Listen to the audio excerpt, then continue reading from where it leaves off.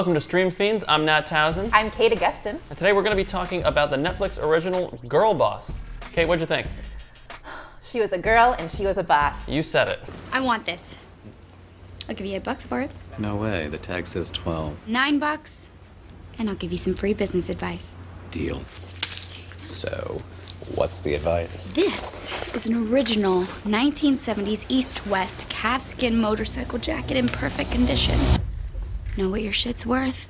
Because you just got played. Girlboss is about Sophia Amoruso. She founded Nasty Gal, which is a company that would buy secondhand clothes, resell them on eBay, marked up. And she was able to parlay that into building a brand. And an extremely fast-growing company, too. Extremely fast-growing company, from which she was ousted. Right, a few years ago. And I believe they filed for bankruptcy, too, at one point. Yeah, so she's kind of a controversial figure. The show starts out with this sort of caveat that's like loosely based on real events. And it is very clear that this show is someone's vanity project in a certain way. Yeah. And I think it would be a better show if it weren't trying to prove how successful she is or how great she is. I don't think this show knows if it's a comedy or a drama. And that's one of the main problems with it. It seems like it's written like a sitcom, but it doesn't feel like the actors are being directed like a comedic performance. But there were some very unexpected to me cameos. Jim Rash. Jim Rash is in it. Norm Macdonald is in it. Yeah, RuPaul. And I was about to say my absolute favorite character. Yeah. RuPaul is the highlight of that show. He really is. This show, honestly, if this show was about Jim Rash and RuPaul's character, I would be here for it every week. It isn't, though. It's mostly about a 23-year-old from a wealthy background whose largest problem is that her father, who seems to mostly support her anyway, wants her to move back home. I think that's one of the problems I actually have with the show, is just that the stakes are so low. There's supposed to be this whole struggle that she has about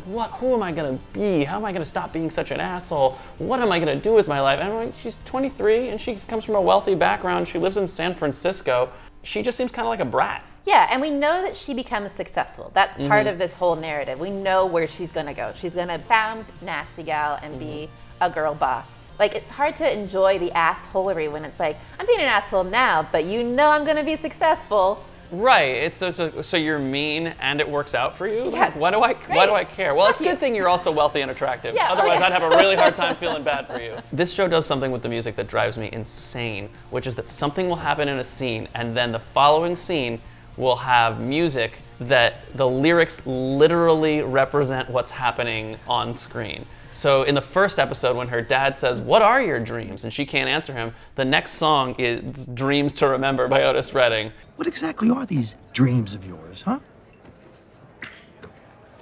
Sophia, wait. I've got dreams.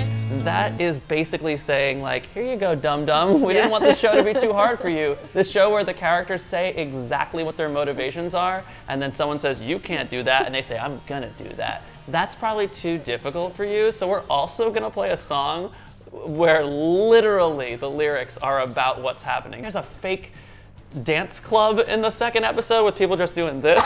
If you look at any of the extras, they're just doing this. There's one red light and a bunch of people who are doing this. It's amazing. There's a band that's clearly actors who've never played instruments before in the background. It's the most Disney Channel looking version of a party. That's a very good way to describe the show in general. It's very Disney Channel. Also, you know another thing I just remembered? What? They straight up rip off a joke from The Simpsons in the pilot. What? There's the joke where she goes and she stays over at this guy's house, but she's not gonna sleep with him. Right. And then she's like, you don't have a noise Any machine, chance you have a do sound machine? Yeah. And then she says, could you just make sounds from the ocean? And then he sounds? makes wave sounds, and then he does like this really irritating seagull sound, because it's like, that's the ocean, but it doesn't actually help you sleep, which is directly from an episode of The Simpsons. Homer does that for Marge, tries to put her to sleep using soothing sounds of the ocean, and it works until he makes a seagull noise.